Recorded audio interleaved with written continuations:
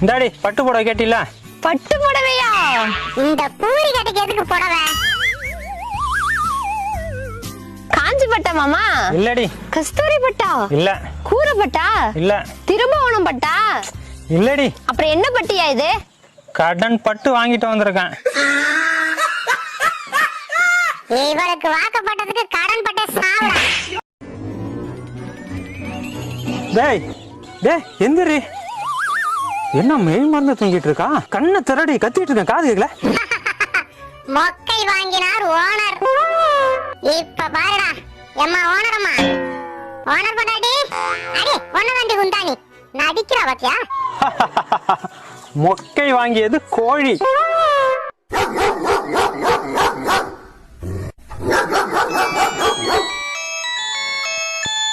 hello